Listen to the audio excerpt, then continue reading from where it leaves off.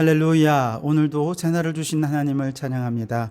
어제는 거룩한 주일을 보내고 오늘 새로운 한 주간을 또 시작하는데요. 이 한 주간도 말씀 충만, 은혜 충만한 한 주간을 보내시기를 주님의 이름으로 축원합니다.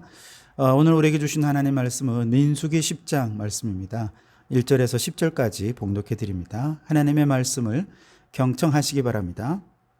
여호와께서 모세에게 말씀하여 이르시되 은나팔 둘을 만들되 두들겨 만들어서 그것으로 회중을 소집하며 진영을 출발하게 할 것이라. 나팔 두 개를 불 때에는 온 회중이 회막문 앞에 모여서 네개로 나올 것이요 하나만 불 때에는 이스라엘의 천부장된 지휘관들이 모여서 네개로 나올 것이며 너희가 그것을 크게 불 때에는 동쪽 진영들이 행진할 것이며 두 번째로 크게 불 때에는 남쪽 진영들이 행진할 것이라. 떠나려 할 때에는 나팔 소리를 크게 불 것이며 또 회중을 모을 때에도 나팔을 불 것이나 소리를 크게 내지 말며 그 나팔은 아론의 자손인 제사장들이 불지니 이는 너희 대대의 영원한 율례니라. 또 너희 땅에서 너희가 자기를 압박하는 대적을 치러 나갈 때에는 나팔을 크게 불지니 그리하면 너희 하나님 여호와가 너희를 기억하고 너희를 너희의 대적에게서 구원하시리라. 또 너희의 희락의 날과 너희가 정한 절기와 초하루에는 번제물을 드리고 화목제물을 드리며 나팔을 불라. 그로 말미암아 너희의 하나님이 너희를 기억하시리라. 나는 너희의 하나님 여호와니라. 아멘. 오늘도 이 말씀을 통해 우리에게 주시는 하나님의 음성을 듣게 되기를 바랍니다. 출애굽한 이후에 약 거의 한 1년 가까운 시간 동안을 시내 광야에서 머물렀던 이스라엘 백성들은요, 이제 드디어 가나안을 향해 출발하기에 이르릅니다. 물론 하나님께서는 그들을 불기둥과 구름기둥으로 인도하시겠죠. 그럼에도 불구하고 200만이나 되는 많은 무리를 모세와 아론이 적절하게 통솔하는 건 여간 어려운 일이 아니죠. 그래서 하나님께서는 이 백성들을 통솔하는 데 필요한 은나팔을 제작하게 하고 은나팔을 통해 서로 신호를 주고받게 하시면서 은나팔의 신호를 따르게 하셨습니다. 오늘 2절에 보시면 은나팔 둘을 만들되 두들겨 만들어서 그곳으로 회중을 소집하며 진영을 출발하게 할 것이라 그랬습니다. 이제 이스라엘 백성들이 가나안을 향해 출발하게 되면 때로는 가다가 멈추기도 해야 되고 때로는 출발하기도 해야 되는데, 그리고 때로는 모세와 아론에게 좀 모여라 라고 말할 때 회집을 요청할 수도 있을 것이고요. 그리고 이제 다시 제자리로 돌아가라 라고 얘기할 때도 있을 것이고, 때로는 전쟁에 출정해야 될 때도 있을 텐데, 이 모든 뜻을 백성들에게 일사불란하게 전하는 도구로 하나님께서 은나팔이란 것을 제작하도록 하신 거죠. 그런 면에서 이 은나팔은 이 백성들에게는 하나님의 뜻을 전달하는 하나의 수단, 메신저가 되는 것이죠. 그 나팔 소리는 백성들의 삶을, 방향을 결정하는 하나의 지침이 됩니다. 은나팔이 멈추라 하면 백성들은 멈추고 은나팔이 가라 하면 가는 거죠. 그렇다면 오늘 우리의 삶의 방향을 결정짓는 은나팔과 같은 하나님의 도구는 무엇일까? 그것은 바로 성경 말씀이라고 말할 수 있겠습니다. 그래서 우리는 성경 말씀을 대할 때 하나님의 음성으로 듣고 하나님의 명령으로 받아서 성경 말씀이 좌하면 우리도 좌하여 가고 성경 말씀이 우하라 하면 우리도 우하면서 말씀이 이끄시는 대로 나아가야 할 것입니다. 그래야 이스라엘 백성들이 은나팔을 따라 가나안까지 도착할 수 있었던 것처럼 우리도 하나님 말씀을 따라갈 때 저 천국까지 안전하게 도달할 수 있게 되는 것이죠. 마태복음 7장 21절 말씀을 보면 나더러 주여 주여 하는 자마다 천국에 다 들어갈 것이 아니요 다만 하늘에 계신 내 아버지의 뜻대로 행하는 자라야 들어가리라 말씀하셨어요. 우리가 하나님 말씀에 불순종하면 천국에 이를 수가 없다는 거예요. 그건 마치 시각장애인이 그를 인도하는 안내자의 지시를 무시하고 자신의 마음대로 걸어가다가 목적지에 도달하기를 바라는 것과 마찬가지라는 것이죠. 그러면 우리는 어떤 경우에도 하나님 말씀에 철저히 순종해서 그 말씀을 따라가야 할 줄 믿습니다. 그럴 때 우리에게 하나님의 나라는 확실한 보장으로 주어지게 되지요. 성경 말씀에 순종하는 삶은 천국을 보장해 줄 뿐만 아니라 오늘날 이 현세 가운데 교회에서도 큰 유익을 우리에게 끼칩니다. 2절에 은나팔의 가장 중요한 용도 두 가지가 뭐냐 하면 회중을 소집하는 것이고 또 진영을 출발하게 하는 것입니다. 즉 하나님 말씀에 순종하여 모여서 한 마음 한 뜻으로 하나님을 섬기는 자가 되는 것, 그리고 흩어져서 약속하신 축복의 땅을 향해 각자의 자리에서 일사불란하게 전진해 나가는 것, 이것이 은나팔이 행하는 가장 중요한 역할이었던 것이죠. 다시 말해서 하나님의 백성들에게는 분열이나 뒤로 물러서는 건 없습니다. 그저 하나님의 말씀으로 인도하심을 받게 되면 하나됨과 전진만이 있을 뿐이라는 거죠. 오늘날 이 은나팔이 울려 퍼지는 곳, 하나님의 말씀이 선포되는 곳은 어디입니까? 바로 교회이지요. 즉 성경 말씀을 통해 교회들에게 주시는 하나님의 말씀은 모여서 하나 되라는 것이고 흩어져서 하나님 나라를 향해 전진해 나아가라라고 하는 것입니다.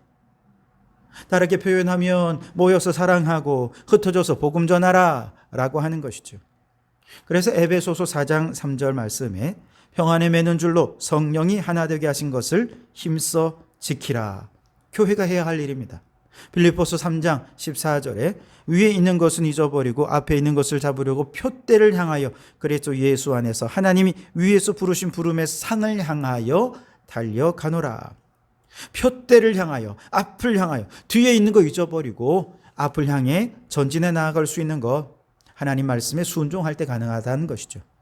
그러니 여러분, 하나님 말씀을 따라 순종하여 우리 교회는 모이기에 힘쓰고 흩어져서는 복음의 진보, 복음의 사명을 감당하는 일에 헌신함으로 하나님의 백성으로서 해야 할 사명을 감당하는 우리 교회가 될 수 있기를 간절히 바랍니다. 그리고 이제 11절 이하에는 드디어 구름 기둥이 성막 위에 떠오르고 11개월간의 시내산 기착 시기를 마무리하고 가나안을 향한 여정이 본격적으로 시작이 됩니다. 11절과 12절을 보시면 둘째 해 둘째 달 스무날에 구름이 증거의 성막에서 떠오르매 이스라엘 자손이 시내 광야에서 출발하여 자기 길을 가더니 바란 광야에 구름이 머무니라 그랬습니다.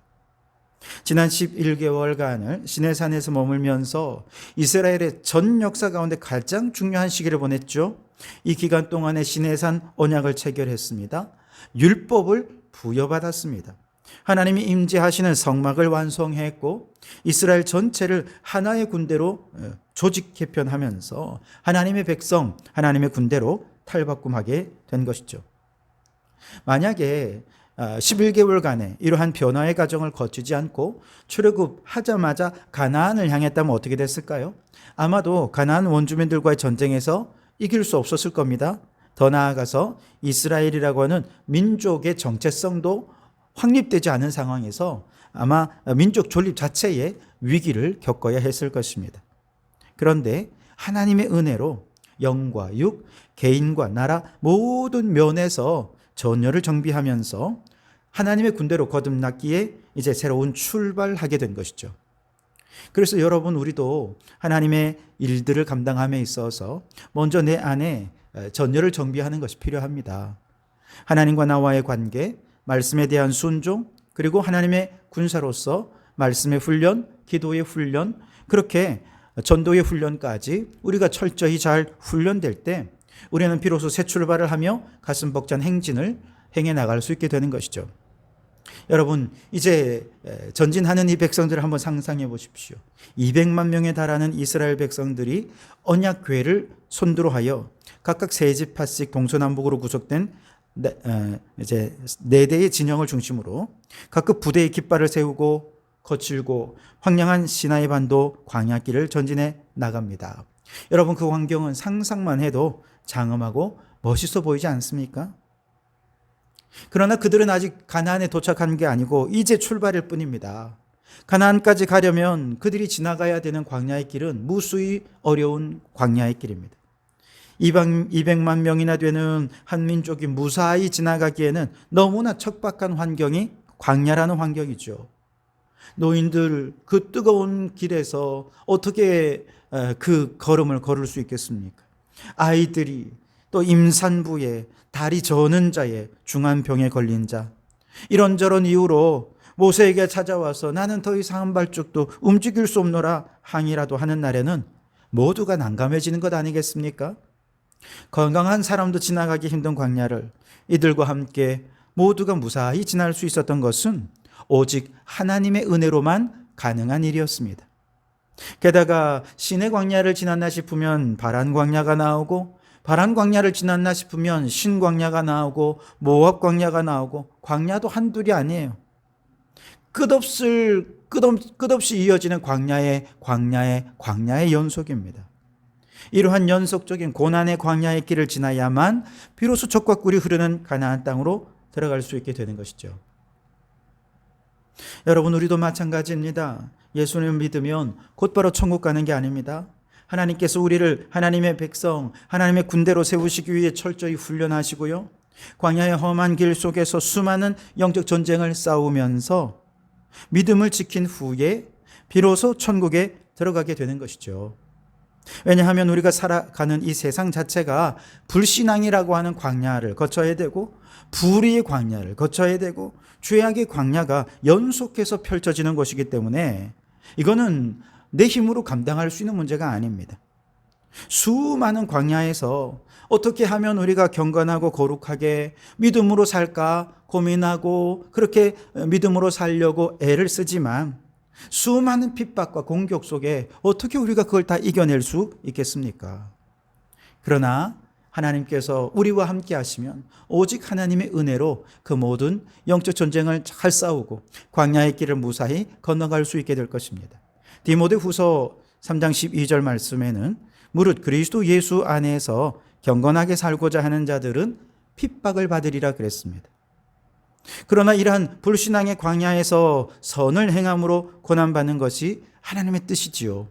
그렇기 때문에 환난 속에서도 담대한 믿음으로 계속해서 앞을 향해 전진해 나가야 하는 것입니다. 요한복음 16장 33절 말씀에 세상에서는 너희가 환난을 당하나 담대하라 내가 세상을 이기었노라 말씀하셨습니다. 여러분, 우리 앞에 아무리 고난의 길이 연속해서 이어지고 계속해서 고난의 길이 이어진다 하더라도 주님이 우리와 함께 하시고 우리의 걸음을 인도해 주시고 우리에게 은혜를 베풀어 주신다면 지금 내가 걷는 그 길이 가장 좋은 길이고 가장 선한 길이고 승리의 길인 줄 믿으시기 바랍니다.